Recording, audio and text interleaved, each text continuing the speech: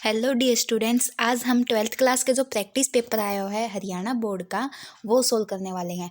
इसमें हम अब की बार क्या किया गया है कि जो HBSC पे हिंदी का जो प्रैक्टिस पेपर है, सैम्पल पेपर है कि 2023 में किस प्रकार का पेपर आएगा, उसके दो कोड दिए गए हैं, कोड ए और कोड बी।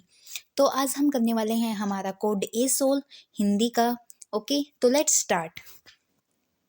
इसमें सबसे पहले तो हमें निर्देश दिए जाते हैं, कुछ हमें बातें बताई जाती हैं कि आप ये देख लेना कि इसमें कितने पृष्ठ हैं, 6 पृष्ठ हैं, प्रश्न 11 हैं।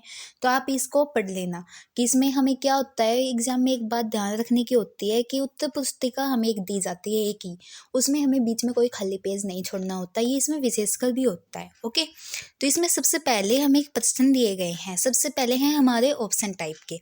ओके, तो सबसे पहले हम स्टार्ट करते हैं हमारा प्रश्न नंबर 1 से पढ़ना। नीडू से जाग रहे बच्चों का ध्यान चिड़िया के पैरों में क्या बत्ता है। इसमें क्या पूछा गया है कि चिड़िया के पैरों में क्या बत्ता है। इसमें 4 ऑप्शन दिए गए हैं। इसका ऑप्शन का सही आंसर आएगा चंचलता, ये ता आएगा। ओके, चंचलता क्या है, इसमें बत्ता है। ओके, सेकंड क्वेश्चन आता है हमारा, पर्दे पर किसकी कीमत बताई गई है। ये हमारा क्वेश्चन है, ये शायद 4th पोइम है उससे लिया गया है। पर्दे पर किसकी कीमत बताई गई है, तो इसका सही आंसर आएगा वक्त की। इससे नेक्स्ट क्वेश्चन आता है हमारा, लक्ष्मण मूर्छा और राम का विलाप कविता रामचरितमानस के किस कांड से ली गई है। इस क्वेश्चन में ज्यादातर बच्चे हैं वो क्वेश्चन को आंसर है वो गलत कर देते हैं। सभी क्या करते हैं, सभी अयोध्या कांड कर देते हैं, जबकि ये क्या है, गलत है। इसका सही आंसर आएगा लंका कांड। इससे नेक्स्ट क्वेश्चन आता है, कवि ने अपने कर्म की तुलना किससे की है। कवि ने अपने कर्म की तुलना किससे की है। इसमें कवि का आंसर क्या आएगा, साहित्यकार से। नेक्स्ट क्वेश्चन आता है हमारा ऑप्शन टाइप, कवि के अनुसार कौन रात बीतने पर पाप के अध्याय खोलता है। तो इसका राइट आंसर है यमराज। इससे नेक्स्ट क्वेश्चन है, कविता रूपी फसल की कटाई कितनी बार की जाती है। जैसे कि इसको कई बार बच्चे क्या करते हैं कि जनरली हम फसल उगाते हैं, किसान उगाते हैं, तो उसका आंसर एक बार कर देते हैं, कोई 2 बार भी कर देता है, लेकिन कविता के आधार पर इसका सही आंसर आएगा अनंत बार। इससे नेक्स्ट क्वेश्चन है हमारा, इसमें दिया गया है कि काव्यांश की सप्रसंग व्याख्या कीजिए। हमें इसके में क्या करना होता है, सबसे पहले तो आपको लिखना है इसका प्रश्न। ओके, सबसे पहले तो ऊपर लिखोगे संकेत, संकेत लिख के फिर लिखोगे इसका प्रसंग। प्रसंग में क्या लिखोगे, क्योंकि ये किस कविता, ये कविता है वो किस पोइम से ली गई है, किस कविता है, कौन सी कविता है, इसके कवि कौन है।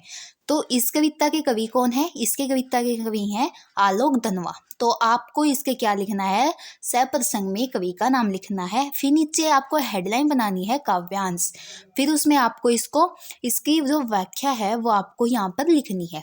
तो जैसे कि हम इसमें देखते हैं, इसमें क्या दिया गया है, उस समय गिरने से बचाता है उन्हें, सिर्फ उन्हें उनके ही रोमांचित शरीर का संगीत। तो इसमें क्या बताया गया है इस कविता में कि जो बच्चे होते हैं, बच्चे वो कभी गिरते नहीं है।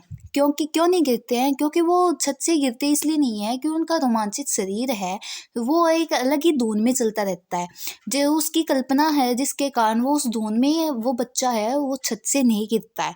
ये बच्चे की तुलना किससे की गई है, यहाँ पर पतंग से की गई है कि पतंग है वो सबसे दुनिया की सबसे हल्की वस्तु है, वो एक धागे के सहारे वो आसमान में उड़ते रहते हैं, और बच्चे क्या करते हैं, कल्पना रूपी मन से उसके साथ ही आसमान में उड़ते रहते हैं। ओके, तो इस कविता में ये बताया गया है, आप इसको बुक से अच्छे से भी पढ़ सकते हैं। इससे नेक्स्ट क्या है, इसमें एक अथवा में भी दिया गया है, आप इसको भी कर सकते हैं। फिर इससे नेक्स्ट आता है हमारा तुलसीदास आलोक धनवा, इन दोनों में से आप किसी का भी जीवन परिचय लिख सकते हैं। तुलसीदास ने क्या है, तुलसीदास का जन्म कब हुआ, उसकी शिक्षा क्या थी, मृत्यु कब हुई, रचनाएं कौन सी हुई। आलोक धनवा का जीवन क्या था वो आपको क्या है यहाँ पर जीवन परिचय में लिखना है। आपको जीवन परिचय कैसे लिखना है, सबसे पहले आपको अलग अलग हेडलाइन बनानी है। सबसे पहले जन्म, फिर शिक्षा, फिर रचनाएं, फिर अगर उसको पुरस्कार मिला है तो पुरस्कार। तुलसीदास को तो कोई पुरस्कार नहीं मिला है क्योंकि उस टाइम नहीं दिए जाते थे। बाद में उसका साहित्य जीवन या साहित्य विशेषताएं, फिर उसकी भाषा शैली कैसी थी, फिर उसकी मृत्यु। ओके, आप अगर पॉइंट लिखोगे पॉइंट वाइज तभी आपको क्या है 5 मार्क्स दिए जाएंगे। उससे नेक्स्ट क्वेश्चन हमारा आता है, जो हमारी कविता है उसमें से प्रश्न दिए गए हैं, हमें इन प्रश्नों के उत्तर लिखने हैं। सूर्योदय होने से उषा का कौन सा जादू टूट रहा है। तो इसमें क्या है, ये उषा कविता से ली गई है। इसमें क्या बताया गया है कि जैसे सूर्योदय होने से पहले क्या होता है, पूरा जो आसमान होता है वो उसमें नीलिमा छाई जाती है। ओके, चारों तरफ इतना शांत माहौल होता है, इतना शांतिपूर्वक और आकर्षित माहौल होता है। उसके बारे में इस कविता में क्या किया गया है, जिक्र किया गया है, इसको बताया गया है। और इस कविता के कवि कौन है, उमा शंकर जोशी। आप इसको बुक से कर लेना अच्छे से, मैंने आपको बता दिया है। सेकंड हमारा आता है, कवि किस दृश्य को रोक कर रखना चाहता है और क्यों। कवि है वो इसी में बताया गया है कि वो कौन से दृश्य को रोकना चाहता है, कि वो लगातार इस दृश्य को देखना चाहता है। ये तो आपको बुक से ही मिल जाएंगी। इसे नेक्स्ट मैं आपको ऑप्शन टाइप बता देती हूँ। अपना जो 5वां क्वेश्चन है उसमें क्या कहता है, कितने वर्ष की अवस्था में बख्तिन है वो विधवा हो गई थी। तो इसका सही आंसर आएगा हमारा 29 वर्ष की उम्र में। फिर नेक्स्ट हमारा आता है, जीजी के लड़के ने पुलिस की लाठी किस आंदोलन में खाई थी। तो जीजी के जो लड़के है उसने किसने आंदोलन में खाई थी, राष्ट्रीय आंदोलन में। इसे नेक्स्ट क्वेश्चन हमारा आता है, लुटन पहलवान है वो कितने वर्ष तक अजय रहा, उसकी जय जयकार होती रही। तो इसका सही आंसर आएगा 15 वर्ष। हमारा नेक्स्ट ऑप्शन टाइप आता है, शिरीष के फूल को संस्कृत साहित्य में कैसा माना गया है। तो ये हमें कैसा बताया गया है शिरीष के फूल को संस्कृत साहित्य में, वो यहाँ पर बताया गया है कोमल। ओके, इसमें क्या ऑप्शन आपका आंसर आएगा, कोमल। फिर इसे नेक्स्ट आता है, सफिया अपने भाइयों से मिलने कहाँ जा रही थी। सफिया अपने भाइयों से मिलने लाहौर जा रही थी। लाहौर इसका राइट आंसर होगा। इसे नेक्स्ट आता है, दंगल का स्थान है वो किसने ले लिया था। दंगल का स्थान है वो घोड़ों की रेस ने ले लिया था। जो श्यामनगर के राजा हैं श्यामानंद, उनकी मृत्यु होने के बाद जो नए राजा बने थे उन्होंने कुश्ती की जगह घोड़ों की रेस को अपना क्या है, दंगल का स्थान दे दिया था। उसको जो ज़्यादा महत्वपूर्ण देने लगे थे। इससे नेक्स्ट क्या है, हमें एक पैराग्राफ दिया गया है बुक से। हमें ये बताना है कि ये किस कहाँ से लिया गया है और इसमें प्रसंग, इसकी विशेषता वो लिखनी है। तो आप इसमें सबसे पहले क्या लिखोगे, संकेत लिखोगे, फिर प्रसंग लिखोगे, फिर इसका सरलार्थ है जो वो इसका क्या मीन्स बताया गया इसमें वो, फिर उसके नीचे एक और पॉइंट बनाओगे, कौन सा, विशेषता। इसमें क्या विशेष है वो बताना है आपको। जैसे कि उसमें से 2-3 पॉइंट आप लिखोगे कि इसमें सरल और सहज भाषा का प्रयोग किया गया है, इसमें कौन से अलंकार का प्रयोग किया गया है, अलंकार नहीं तो इसमें से मतलब कौन सी जो हमारी भाषा शैली है वो प्रयोग की गई है। आपको वो 2-3 पॉइंट लिखने होते हैं। तो इसके जो हमारे लेखक हैं वो कौन है, आचार्य हजारी प्रसाद द्विवेदी। ये सीरीज है जो पाठ है उससे ले गए हैं। उसके साथ में हमें एक अथवा में भी दिया गया है बाजार दर्शन पाठ से। ओके, तो आप इसको भी कर सकते हो। फिर हमारे आते हैं बुक्स के ऊपर ही क्वेश्चन पूछे जाते हैं। इसमें सबसे पहला क्वेश्चन आता है, बख्तिन अपना वास्तविक नाम लोगों से क्यों छिपाती थी, और बख्तिन ने अपना सबसे पहले नाम किसे बताया था, क्यों। तो क्या है इसमें कि अरे इसमें ये भी कहा गया है कि मतलब क्या आपको ये बताना है, साथ में इसने ये पूछा कि बख्तिन को यह नाम किसने और क्यों दिया होगा। तो बख्तिन का नाम है वो रियलिटी में क्या था, लक्ष्मी था। क्या था, लक्ष्मी भी कह देते हैं या लक्ष्मी भी कह देते हैं।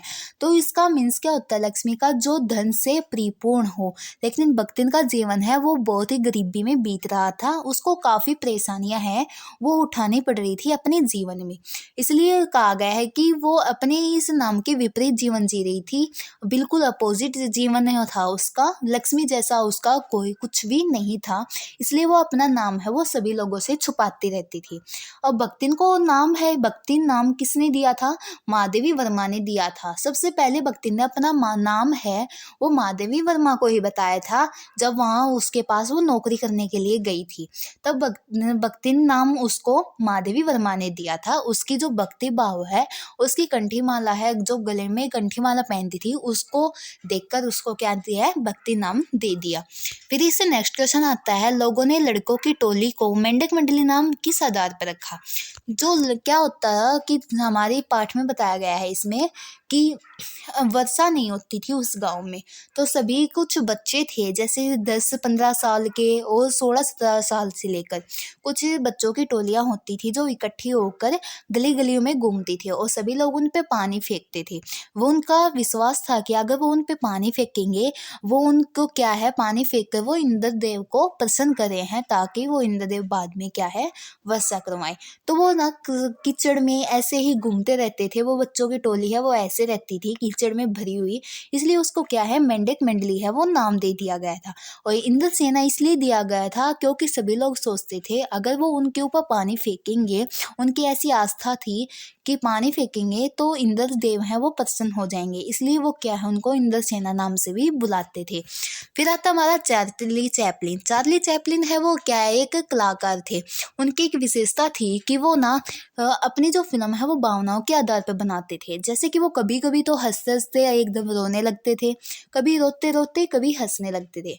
तो उनकी जो फिल्म है वो पूरी क्या है, भावनाओं पर डिपेंड होती थी, वो भाषा का प्रयोग नहीं करते थे।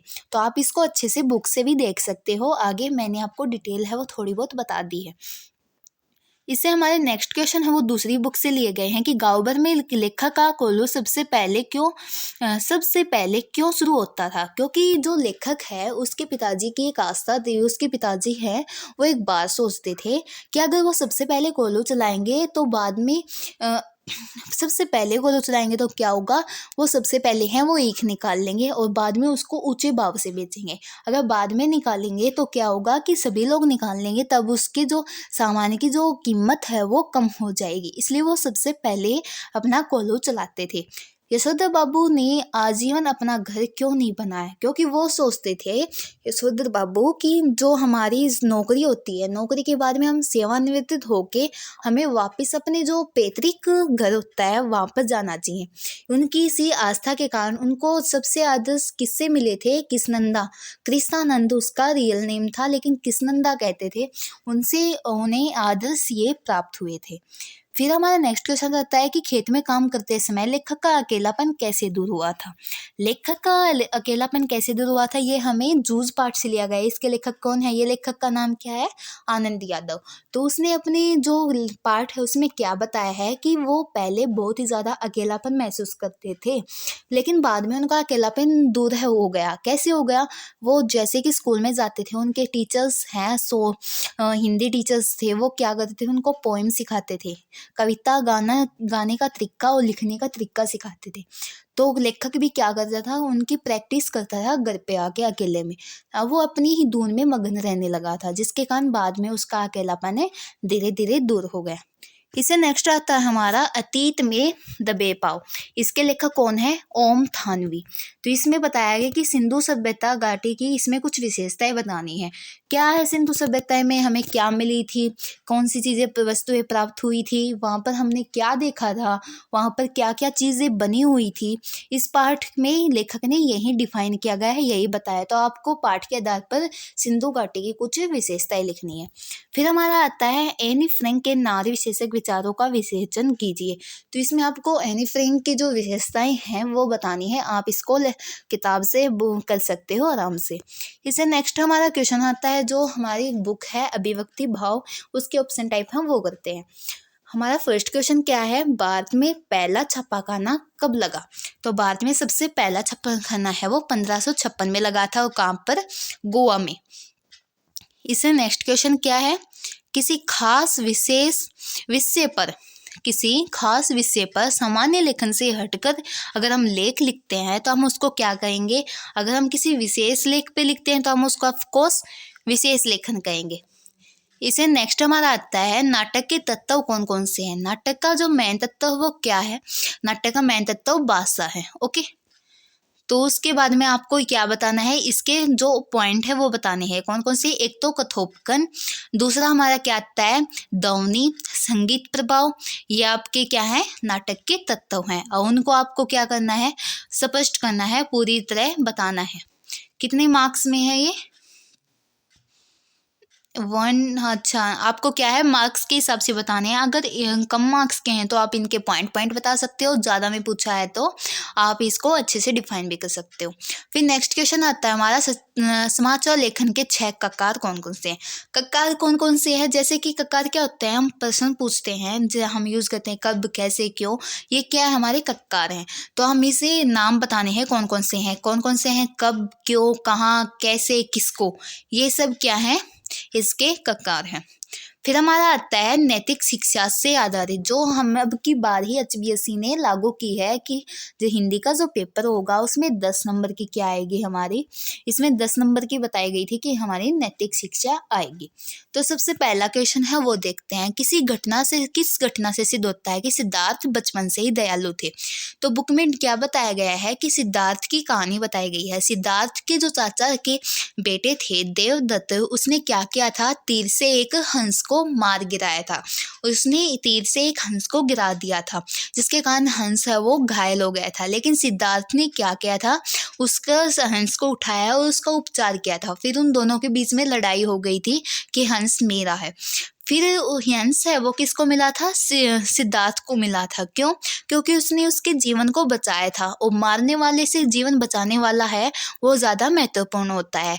तो इससे हमें पता चलता है कि सिद्धार्थ कितने दयालु थे कि उन्होंने एक हंस की जिंदगी बचाई थी। वो सभी के प्रति अपना दयालुपन दिखाते थे। फिर नेक्स्ट क्वेश्चन आता है हमारा, अब्दुल शहीद की शहादत ने क्या सिद्ध किया।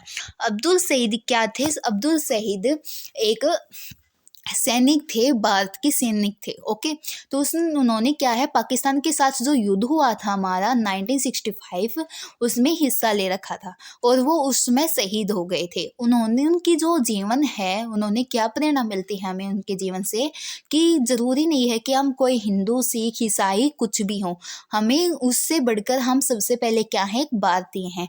और भारतीय हमेशा हमारे क्या है, अपने देश की सेवा करता है, उसकी रक्षा करता है। तो अब्दुल शहीद की जो जिंदगी है उससे हमें यही प्रेरणा मिलती है, उन्होंने यही सिद्ध किया था। उससे अगला क्वेश्चन है, अर्जुन ने युद्ध के समय श्री कृष्ण से क्या कहा। अर्जुन ने श्री कृष्ण से कहा कि जब वो युद्ध भूमि में लड़ाई कर रहे थे तब उन्होंने कहा कि हे श्री कृष्ण, मेरे सामने मैं जिनसे लड़ाई कर रहा हूँ, मैं जिनको मार रहा हूँ, वे मेरे अपने हैं। तो यह युद्ध इतना कल्याणकारी कैसे हो सकता है, ये युद्ध सही कैसे हो सकता है, मैं युद्ध में अपने ही लोगों को मार रहा हूँ। फिर इससे नेक्स्ट क्वेश्चन आता है कि सच्चे भक्त की क्या पहचान होती है। सच्चे भक्त की पहचान होती है कि उसके मन में कोई द्वेष नहीं होता, वो सभी से प्यार और लगाव लगाए रखता है और किसी के साथ भी छल नहीं करता है, सभी के साथ दयालुपन दिखाता है। सच्चे भक्त की यही पहचान होती है। फिर हमारी आ जाता है यहाँ पर ग्रंथ पोषण। ग्रंथ पोषण में क्या बताया गया है कि सबसे पहले पूछा गया है वागीश्वर, इसका संधि विच्छेद करना है। तो इसका संधि विच्छेद क्या आएगा, वाक प्लस ईश्वर, वाक प्लस ईश्वर। आइए कौन सी संधि है हमारी, ये हमारी है व्यंजन संधि। फिर इससे हमारा आता है अगला प्रति प्लस अंग, इसका क्या है, हमें संधि करनी है। तो हम इसकी संधि कैसे करेंगे, तो इसकी संधि आएगी प्रत्यंग, क्या आएगी, प्रत्यंग। ये कौन सी संधि है हमारी, यण संधि। इससे नेक्स्ट है वो हमारा आता है अलंकार। मखमल के झूले पड़े आथी साटीला, तो इसमें कौन सा अलंकार है, इसमें है हमारा उपमा अलंकार, क्योंकि इसमें क्या है, इसमें एक तुलना की गई है, इसलिए हमारा इसका क्या आंसर आएगा, उपमा अलंकार। उससे नेक्स्ट आता है हमारा चौराहा। इसमें हमें क्या है, समास का जो है विग्रह करना है। चौराहे का जो समास विग्रह वो क्या आएगा, चार राहों का समाहार। चार राहों का समाहार, समाहार मीन्स समूह। ओके, चार राहों का समाहार। आइए कौन सा समास है, ये हमारा है द्विगु समास। कौन सा समास है, द्विगु समास। ओके, क्यों द्विगु समास क्यों है, क्योंकि इसमें जो हमारा पहला पद है वो संख्यावाचक है। फिर हमारा आता है कि अनुप्रास अलंकार क्या होता है। अनुप्रास अलंकार वो अलंकार होता है जिसमें बार बार किसी व्यंजन की आवृत्ति के कारण उसमें चमत्कार उत्पन्न होता है, या कुछ उसमें आकर्षित चीज़ें वो होती हैं, उसमें आकर्षक चीज़ें आ जाती हैं। जैसे कि हम इसका उदाहरण कुछ भी ले सकते हैं, जैसे कि रघुपति राघव राजा राम। इसमें क्या होगा, बार बार एक ही व्यंजन की आवृत्ति हो रही है, वो क्या है, रे की। ओके, तो जिस भी हम कोई भी वाक्य देखते हैं उसमें किसी एक व्यंजन की बार बार आवृत्ति होती है तो हम उसको क्या कहेंगे, अनुप्रास अलंकार। उससे नेक्स्ट आता है हमारा शुद्ध वाक्य कीजिए। तो इसमें हमें शुद्ध कौन सा है वो देखना है। तो सबसे पहले देखा है, लड़की आँख से कानी है। सेकंड है, लड़की कानी है आँख से। फिर है, लड़की की आँख कानी है, लड़की कानी है। ऑफकोर्स इसका आंसर आएगा लड़की कानी है, क्योंकि कानी तो आँख से ही होगी ना, तो हमें ये लिखना जरूरी थोड़ी ना आँख है। ये तो हमारा क्या है, सही शुद्ध वाक्य नहीं होगा। तो इसका सही आंसर क्या होगा, लड़की कानी है। फिर इससे नेक्स्ट आता है हमारा, मेरे पास एक पेन है। पेन केवल मेरे पास है। एक पेन है मेरे पास, केवल मात्र एक पेन है। तो इसका सही आंसर क्या आएगा, मेरे पास एक पेन है। फिर हमारा नेक्स्ट आता है चक्रधर। चक्रधर शब्द में कौन सा समास है। तो चक्रधर समास कौन सा है, इसमें आएगा हमारा बहुव्रीहि समास, क्योंकि चक्रधर का हम समास विग्रह करेंगे वो क्या आएगा, चक्र को धारण करता है, जो चक्र को धारण करने वाला। और चक्र को कौन धारण करता है, विष्णु। तो इसलिए क्या आएगा, बहुव्रीहि समास। फिर हमारा आता है स्वर संधि। उसकी क्या करना है, हमने परिभाषा लिखनी है। स्वर संधि क्या होती है, जब किसी स्वर के बाद कोई स्वर अन्य स्वर आ जाए या व्यंजन आ जाए और उसके कारण जो हमारा परिवर्तन होता है उसे हम क्या कहेंगे, स्वर संधि कहेंगे। इसका उदाहरण तो काफ़ी है, आप कुछ भी ले सकते हो, जैसे कि नदी प्लस इसका आंसर क्या लिखोगे, नदीस। ये हमारी क्या है, गुण संधि। इसे नेक्स्ट भी ले सकते हो, कि नाम भी ले सकते हो कुछ, जैसे कि हिमांशु। हिमांशु का क्या आएगा, हिम प्लस अंशु। ओके, तो ये हमारी कौन सी है, ये गुण संधि। आप कौन सी भी संधि का इसमें उदाहरण दे सकते हो। इसी प्रकार हमारा जो हिंदी का पेपर है वो हमने कंप्लीट सोल्व कर लिया है, कोड ए। अगर आपको इसमें कुछ भी दिक्कत आ रही है तो आप हमसे पूछ सकते हो कमेंट करके। अब बाकी के जो पेपर हैं उनके सॉल्यूशन के लिए प्लीज़ हमारे चैनल को सब्सक्राइब, लाइक और अपने दोस्तों को शेयर जरूर कर दीजिए। Thank you.